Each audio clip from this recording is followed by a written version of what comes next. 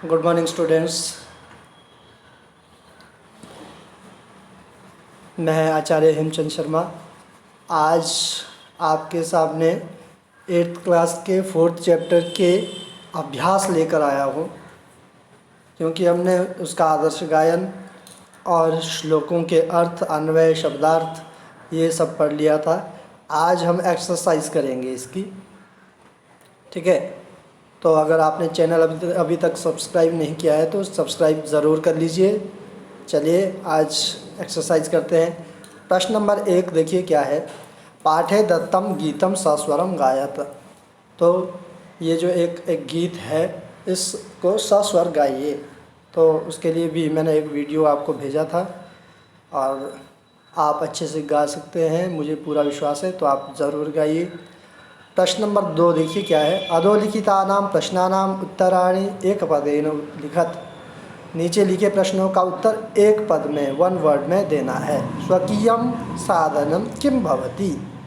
अपना साधन क्या होता है, क्या होता है हमने पढ़ा था वहाँ पर। बलम भवत, स्वकीयम बलम साधनम भवति।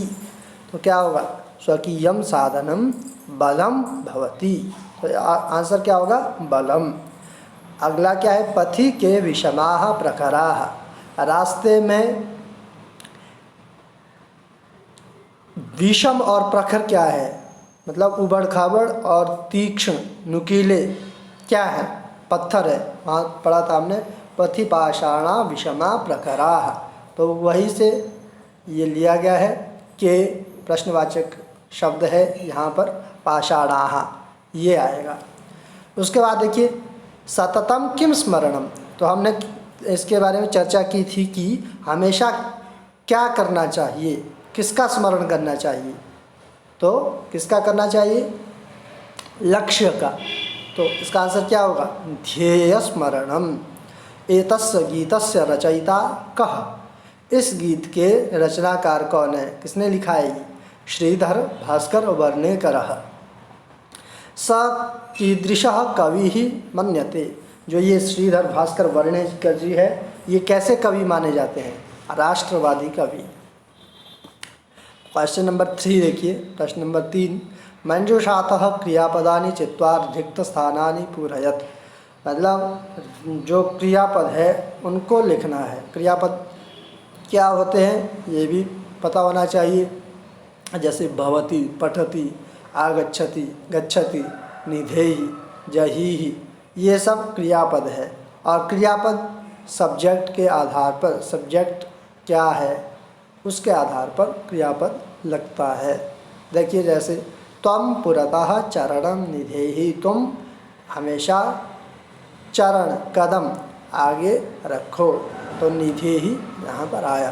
त्वं विद्यालयम क्या आ सकता है, कुरु नहीं आ सकता। तुम विद्यालय को क्या आएगा, चलो, तो चल। राष्ट्रे अनुरक्तिम, राष्ट्र में प्रेम रखो, विधेहि। मह्यम जलम, मुझे जल दीजिए, तो दीजिए के लिए क्या है, देहि। मूढ़ डैश धनागम तृष्णाम। मूढ़ मूर्ख, धनागम तृष्णा, पैसे की ज़्यादा तृष्णा को छोड़ दीजिए, जहीहि। डैश डैश गोविंदम, भज गोविंदम, गोविंद को भजो। सततम ध्येय स्मरणम कुरु। अगला देखिए प्रश्न नंबर 4 उचित कथनानां समक्षम आम, अनुचित कथनानां समक्षम न इति लिखत। ठीक है। पुरतः चरणम निधेहि, आगे चरण रखो, तो ऐसा बोला है इस गीत में। हाँ बिल्कुल बोला है, इसलिए आम। यस मतलब आम, हाँ, और नो ना। ठीक है। निज निकेतनम गिरिशिखरे अस्ति। अपना घर पर्वत की चोटी पर है, ऐसा बोला इसमें। हाँ बिल्कुल बोला, तो क्या आएगा, आम। स्वकीयम बलम बाधकम भवति। अपना बल बाधक होता है, वहाँ क्या बोला था, स्वकीयम बलम साधकम भवति, साधनम भवति। तो यहाँ पर ये क्या आएगा, ना, नहीं, ऐसा नहीं है। पथि हिंस्राः पशवः न सन्ति। रास्ते में हिंसक पशु नहीं है, पर वहाँ तो बोला था कि है, तो यहाँ पर भी ना। नेक्स्ट देखिए गमनम सुकरम अस्ति। जाना आसान है, आसान होता है पहाड़ों पर जाना? नहीं, तो ना। सदैव अग्रे एव चलनीयम, हमेशा आगे ही चलना चाहिए। आम। वाक्य रचनाया अर्थभेदम स्पष्टीकुरुता। सबसे पहले तो ये जो दो शब्द दिए हैं उनका अर्थभेद वाक्य रचना के द्वारा करना है, सेंटेंस द्वारा भेद बताना है कि इन शब्दों में किस तरह से अर्थभेद है। जैसे परितः, परितः का अर्थ होता है चारों ओर, पुरतः का अर्थ होता है सामने। ठीक है, थोड़ा थोड़ा फर्क है इसमें, मात्रा का फर्क है, एक में ई की मात्रा है, दूसरे में ऊ की मात्रा है, परंतु अर्थ भिन्न हो जाता है, अर्थ बिल्कुल अलग हो जाता है। तो परितः चारों ओर, पुरतः सामने। जैसे परितः में हम क्या बना सकते हैं कि हमारे चारों ओर दुकानें हैं, ठीक है, या हमारे चारों ओर वृक्ष हैं, तो क्या बोलेंगे हम? क्या बोलेंगे? अस्मान् परितः वृक्षाः सन्ति, पुरतः हमारे मेरे घर के सामने प्लेग्राउंड है, इस तरह से बोल दिया तो क्या बोलेंगे? मम गृहस्य पुरतः क्रीडा क्षेत्रम अस्ति, क्रीडांगणम अस्ति। नगः नागः, नगः होता है पर्वत, नागः होता है सर्प। तो हिमालयः एकः नगः अस्ति, हिमालय एक पर्वत है, नगः नागः, ठीक है। कालिया एकः नागः अस्ति। आरोहणं, पर्वतारोहणं कठिनं भवति, अवरोहणं पर्वतात् अवरोहणं सुकरं भवति। विषमाः समाः, विषमाः पथि विषमाः पाषाणाः सन्ति, समाः राजमार्गाः प्रायः समाः सन्ति। मतलब विषमा मतलब उबड़ खाबड़, समा समान समान समतल, आरोहण चढ़ना, अवरोहण उतरना, ठीक है। तो ये इसके अर्थ हुए।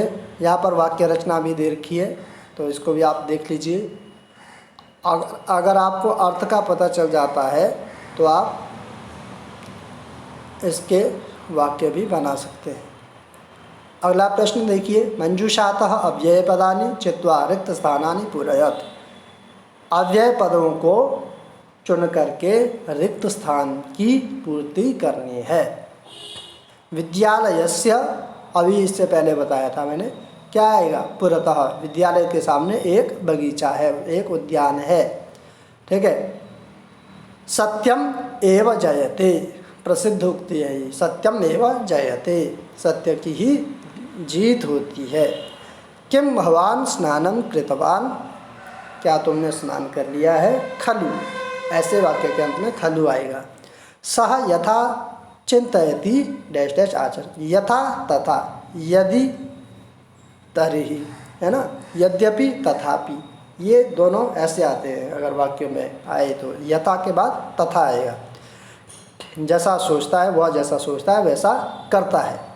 ग्रामम डैश वृक्षाः सन्ति, गांव के चारों ओर वृक्ष है। परितः, परितः के युग में हमेशा द्वितीया लगती है। विद्याम विना जीवनम वृथा, विद्या के बिना जीवन व्यर्थ है। डैश भगवंतम भज, सदा हमेशा भगवान को भजो। विलोम पदानि योजयत, विलोम पद ऑपोजिट वर्ड्स चुनने हैं। पुरतः होता है सामने, तो पीछे क्या होता है? पृष्ठतः। स्वकीयम होता है अपना, पराया क्या होता है? परकीयम। भीति होता है डर, और साहस होता है साहस दिखाना। अनुरक्ति, और अनुरक्ति का क्या है? विरक्ति, ठीक है। अनुरक्ति मतलब प्रेम लगाओ, विरक्ति मतलब वैराग्य। गमनम होता है जाना, आगमनम होता है आना। उसके बाद देखिए यहाँ पर प्रश्न नंबर 7 में क्या है? लट लकार पदेभ्यः लोट विधिलिंग लकार पदानां निर्माणम कुरुत। लट लकार में यहाँ पर शब्द दिए हैं, रूप दिए हैं। अब हमने लोट लकार और विधिलिंग लकार में बनाना है। जैसे पठति लट लकार के प्रथम पुरुष के एक वचन में है। तो लोट लकार के प्रथम पुरुष के एक वचन में और विधिलिंग लकार के प्रथम पुरुष के एक वचन में क्या बनेगा वो लिखना है। तो लोट लकार में बनता है पठतु, पठताम, पठन्तु। तो क्या बना है यहाँ पर पठतु एक वचन में, और विधिलिंग लकार में पठेत।